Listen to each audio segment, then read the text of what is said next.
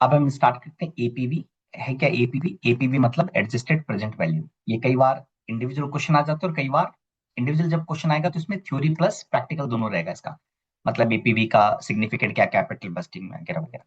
और कभी कभी क्या करते हैं, जैसे ये 2024 का, 2025 में क्या पूछा इन्होंने, एपीवी और एनपीवी दोनों पूछ लिया। ठीक है। तो अगेन पहले मैंने एक क्वेश्चन लिया था, लेकिन अब मैं दो क्वेश्चन ले रहा हूँ। तो क्वेश्चन 5 ऑफ 2024, क्वेश्चन 4 ऑफ 2024 ले रहे हैं, और उसके बाद हम 2025 वाला भी डिस्कस करेंगे। चलो स्टार्ट करते हैं। You are the CFO for the renewable energy company Greenko, and the company is considering expansion project. The project involve significant upfront investment. However, it promises substantial long-term return through revenue generation from electricity sales and potential government incentive for renewable energy project. Initial investment is estimated at 50 millions, including land purchase, construction cost, equipment, etc. Based on the feasibility study, sales revenue कितना होगा? 10 million over its operation lifespan of 20 years, and operating cost will be 3 million per year. तो revenue कितना होगा? यहाँ पे आपका 10 million हुआ, और आपका कॉस्ट कितना है? कॉस्ट आपका 3 है, तो आपका नेट प्रॉफिट कहूं तो ये 7 मिलियन हो गया। ठीक है। The discounting rate for evaluating the project is 8%। तो हमें हमें जो रेट दिया है जिसका हमें डिस्काउंटिंग फैक्टर यूज करना है वो 8 है। Reflecting the company's cost of capital, तो मैं इसे डब्ल्यूएसीसी मानूंगा, weighted average cost of capital. The associated risk of renewable energy, the project is eligible for the various tax incentive and credit offered by the government for renewable energy. जो ये tax incentive होते हैं, credit offered by the government की subsidies और रुपए, ये important point है, क्योंकि ये इस एपीवी कैसे डिफरेंट है नॉर्मल मेथड जो हम कैलकुलेट करते हैं पीवी का, normal NPV net present value, उससे कैसे डिफरेंस है, ये इस पॉइंट से डिफरेंस है। This tax benefit are expected to 1.5 million. Okay. And then given the context provided, kindly explain the concept of APV. सबसे पहले हम थ्योरेटिकल बात करेंगे। एपीवी का मतलब क्या है? Significant in capital budgeting decision. मैंने जेमिनाई से लिया है, आप उसको रीड कर लेना, अदरवाइज आप खुद भी सर्च कर सकते हैं for other ChatGPT etcetera. Apply the APV method to evaluate the financial feasibility. तो हम प्रैक्टिकली पोर्शन को डिस्कस करेंगे यहाँ पर, and make necessary assumption to justify your calculations. तो ये सब थ्योरी आप डिस्कस कर लेना। एपीवी क्या है? जस्ट एक एपीवी की अगर बात करूं, एपीवी दो पार्ट में डिवाइड करता है प्रेजेंट वैल्यू को। एपीवी कैपिटल बस्टिंग में जो एक वैल्यूएशन मेथड है वो क्या है? Assess the profitability unlike the traditional net present value method which discount all cash flow at single WACC. यहां पर that blend the cost of debt and equity. APV separate the valuation into two part. कौन कौन से दो part है? पहला part है base case NPV, और दूसरा पार्ट है NPV for financing side effect. क्या मतलब है बेस केस एनपीवी का? The value of the project if it was financed completely by equity, मतलब जिसमें डेट का पोर्शन जीरो होता है उसको अनलीवर्ड कहते हैं, right? It discount the pure operating cash flow at unlevered cost of equity. और दूसरा क्या है? Net present value for financing side effect.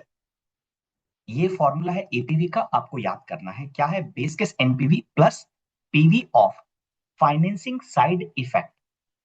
The present value क्या है? फाइनेंसिंग साइड इफेक्ट मतलब ऑल बेनिफिट और कॉस्ट जो कि डायरेक्टली एसोसिएटेड है प्रोजेक्ट की फाइनेंसिंग से। जैसे प्रोजेक्ट आपने वेटेड, जो आपने कैपिटल ली, मान लो डेट बोरो किया, तो डेट में आप क्या पे करोगे? इंटरेस्ट पे करोगे और टैक्स सेव करोगे। ठीक है। तो वो इसका पार्ट माना जाएगा। तो this typically include the tax shield created by the debt interest, subsidize loan benefit, issue of the cost of raising the capital, issue cost, और project specific government tax credit subsidies etcetera, जो भी incentive है। तो ये बात ध्यान रखना, हम एक बेस केस एनपीवी जैसे पहले कैलकुलेट करते थे सेम पैटर्न पे करेंगे, और फाइनेंसिंग साइड इफेक्ट को सेपरेटली कैलकुलेट करेंगे, और दिन इन दोनों को टोटल कर देंगे। यही एपीवी है। थोड़ा थ्योरी रीड कर लेना, बट कॉन्सेप्ट यही है। हम प्रैक्टिकली डायरेक्टली आते हैं। तो अब अगर बात करूं, हमारा रेवेन्यू कितना था? 10 मिलियन। 3 मिलियन कॉस्ट था, तो ऑपरेटिंग कैश फ्लो कितना हो गया? 7 मिलियन। 20 साल के लिए था, और रेट ऑफ टैक्स रेट कितना था? डिस्काउंटिंग 8%। तो वही हम 7 मिलियन को मल्टीप्लाइड बाई 20, और यहाँ पे कौन सा फैक्टर यूज करेंगे, डिस्काउंटिंग फैक्टर एनवीटी यूज कर सकते हैं। क्यों? क्योंकि भाई जो 20 साल तक रेवेन्यू सेम है 7-7 मिलियन, तो मैं डिस्काउंटिंग यूज करूंगा। कैसे एनवीटी निकालना है, ऑलरेडी हम डिस्कस कर चुके हैं, 1.08 डिवाइड, इसको 20 बार डिवाइड करोगे और इन 20 का जो वैल्यू आएगा इनको टोटल कर लोगे, और ये जो टोटल आएगा वो 9.818 आएगा। आप एक बार देख लेना, कोई कंफ्यूजन है तो we can discuss further. Present value the operating cash flow कितना आया, ये 68, और हमारा आउटफ्लो कितना है 50 मिलियन। तो इसमें से 50 मिलियन माइनस किया तो मेरा नेट जो प्रेजेंट वैल्यू आया फ्रॉम बेस केस कैपिटल, ठीक है, वो कितना आया 18.726। हमारा फॉर्मूला क्या था, NPV equal to base case NPV plus APV equal to base case NPV, जो हमारे केस में कैलकुलेट हो चुका, plus PV of the financing side effect.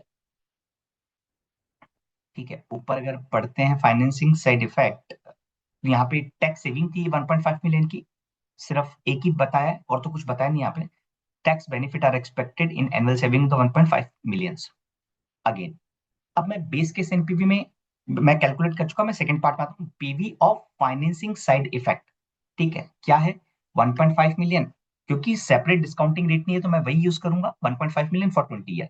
Again annuity factor वही आ गया 9.818, इसको इससे मल्टीप्लाई कर दूंगा तो क्या आएगा, ये मेरा प्रेजेंट वैल्यू आएगा ऑफ फाइनेंसिंग साइड इफेक्ट, मतलब जितने भी सेविंग्स हैं उन सबका बेनिफिट का मेरा प्रेजेंट वैल्यू कितना आया 14.727। और अब आप दोनों को ऐड कर देंगे और ये जो ऐड करेंगे तो वो क्या आएगा, वो एनपी एपीवी आ जाएगा। हम ऑलरेडी जो कर रहे थे वही कर रहे हैं, बस ओनली दो पार्ट में इस कैलकुलेशन को डिवाइड कर दिया।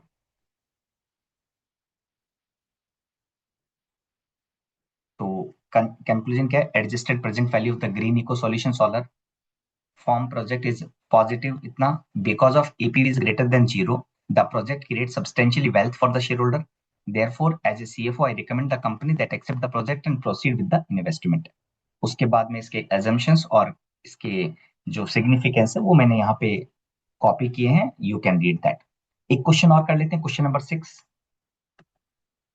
ठीक है, क्वेश्चन नंबर 6 क्या है, 2025 वाला क्वेश्चन है। ये क्या एनपीवी और एपीवी दोनों का मिक्स क्वेश्चन है, तो थ्योरी पार्ट नहीं, सिर्फ प्रैक्टिकल इसमें।